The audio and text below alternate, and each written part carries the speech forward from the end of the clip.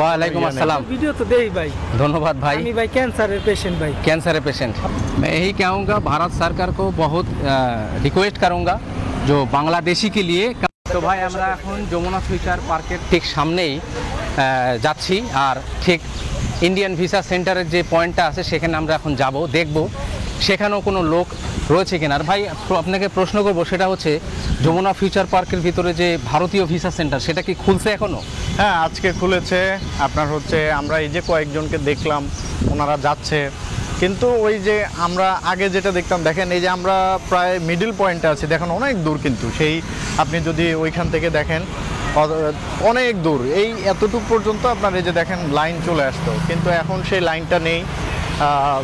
ভারতীয় tourist visa বন্ধ এবং মেডিকেল ভিসা অনেক জটিলতা, এই জটিলতার কারণেই আপনার হচ্ছে এখন আর সেই লম্বা লাইন দেখা যাচ্ছে না, সেই আগের মতো করে সেই জমজমাট সেই ব্যবসাটা নেই। এখানকার অনেকেই মনে করেন হচ্ছে যারা কম্পিউটার ছোটোখাটো দোকান আছে, অনেক রুটি রুজির ব্যবস্থা আছে, তাদেরও কিন্তু এখন বন্ধ হয়ে আছে।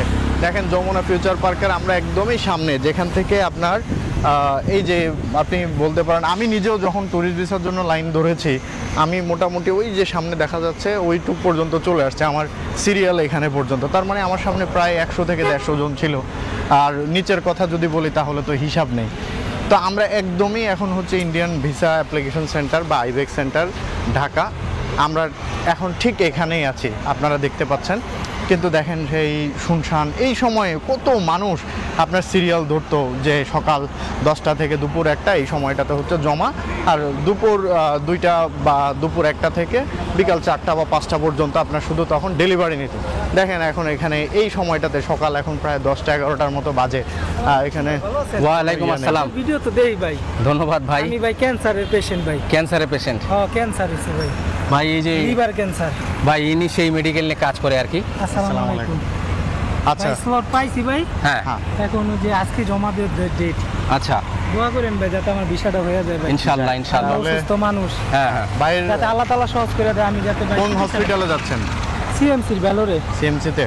আচ্ছা ঠিক আছে, যান, দোয়া রইলো আপনার জন্য, আল্লাহ আমি ভরসা। 1 মাস যাবতই করতেছি, তারপরে আপনার সাথে অ্যাটেন্ডেন্স আছে তো না? অ্যাটেন্ডেন্স হ্যাঁ, সাথে attendance আছে। আচ্ছা ঠিক আমার আছে। যে ছোট বোনের জামাই আছে, আচ্ছা যাক, ভালো ওনার লাগলো আবার আপনার যে সাথে আরেকটা দেখা হয়ে। পাসপোর্ট রয়ে গেছে, ও আস্তে আস্তে ছোট ভাই নিয়ে এটা আনলেই জমা দিয়ে দিব আর কি। আচ্ছা ঠিক আছে, দোয়া ওকে, করেন। জি ভাই, ইনশাআল্লাহ আল্লাহ আপনাকে ভালো করবে, সুস্থ করবে। দুইটা সন্তান আছে। জি জি জি জি জি জি ইনশাআল্লাহ ইনশাআল্লাহ। দোয়া করেন ভাই। ঠিক আছে। আচ্ছা ঠিক আছে। ওকে, আসসালামু আলাইকুম। ওয়ালাইকুম।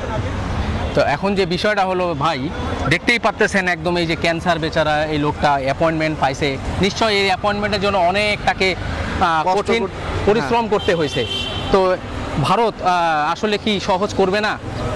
কি মনে হয় আপনার কাছে?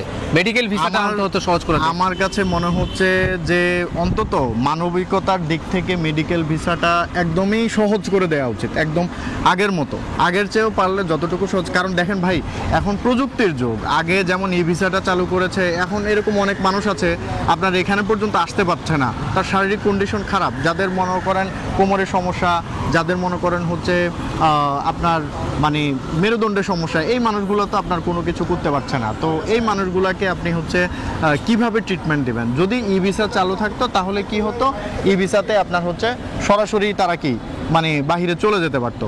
তো সেই ক্ষেত্রে মনে করেন আমার মনে হয় যে এটা আসলে ভারতীয় যারা রয়েছে, এটা আসলে আমার মতে সহজ করে দেওয়া উচিত, আমার কাছে মনে হচ্ছে। আপনি কি মনে করেন? मैं यही कहूँगा भारत सरकार को बहुत रिक्वेस्ट करूँगा जो बांग्लादेशी के लिए कम से कम मेडिकल वीज़ा, उनका वीज़ा का जो प्रोसेसिंग सिस्टम, इसको आसान कर दे कि कम से कम बांग्लादेशी लोग अपना कैंसर के लिए जो ट्रीटमेंट करने के लिए जाते हैं, कम से कम वो लोग अच्छा से ट्रीटमेंट करें और अपना ज़िंदगी को बचाए, आगे ले जाए। क्योंकि इंडिया में ट्रीटमेंट बहुत बेहतर है, बांग्लादेश में कैंसर का कोई ट्रीटमेंट नहीं है। এখন আমি আমাদের সাথে একজন ভাই দেখা হয়েছে, আপনি দেখেছেন, এরকম অনেক মানুষ আছে। এই যে এখন দেখেন সকাল মনে করেন এই যে সকাল 10টা-11টা থেকে এই সময়টাতে আপনি এখন তো দেখতে পাচ্ছেন সকাল এখন 10:30-11টার মতো বাজে, এখানে মানুষ মনে করেন আগে লাইন লেগে থাকতো, আপনি কি মেডিকেল ভিসা কি ট্যুরিস্ট ভিসা বলেন, এখানে মানুষের অভাব থাকতো না। সেখানে দেখেন এখন এই যে 1-2 মানুষ, এই যে মানুষ নাই বললেই চলে।